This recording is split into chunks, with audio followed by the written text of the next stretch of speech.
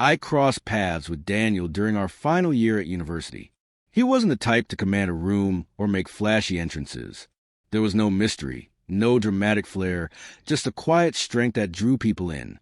He carried himself with a kind of calm assurance, the kind that made you feel safe just being near him.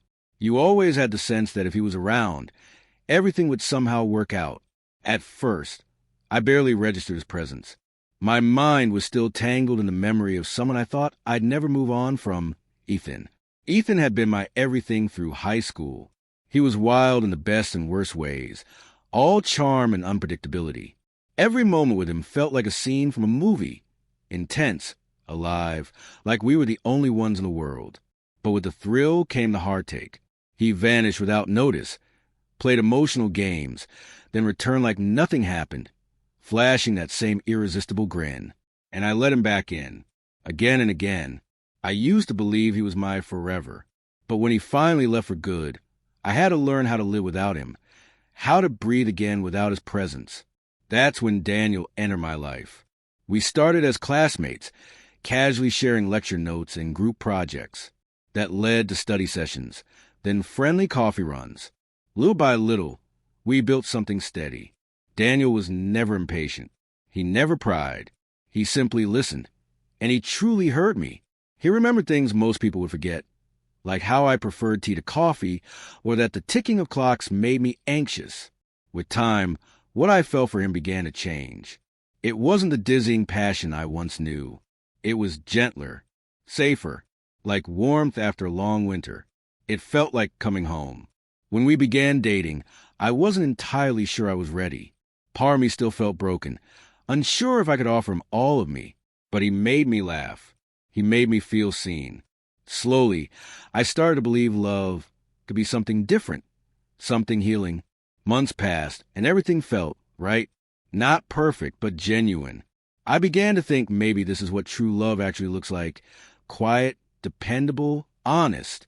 Then one evening, curled up together on the couch mid-movie, he turned to me with a thoughtful look I hadn't seen before. His voice was soft but serious. "Did you ever love someone before me?" I nodded and told him about Ethan. I didn't spill everything, but I gave him enough truth. He didn't react with jealousy or anger. He simply asked, "Do you still feel something for him?" I hesitated.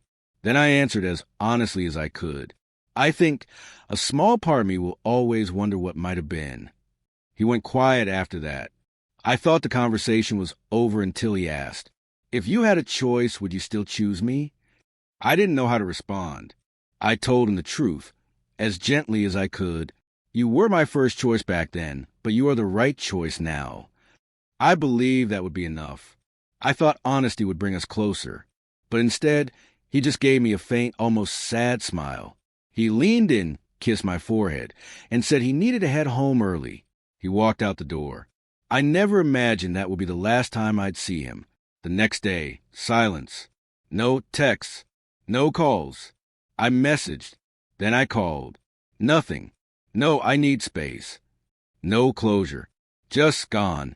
By the end of the week, it became clear he'd cut all ties. I was blocked on his phone, every social media account. Even our shared connections said they hadn't heard from him. I went to his apartment. Empty. He'd moved out, left the city, took a new job somewhere else. No warning. No explanation.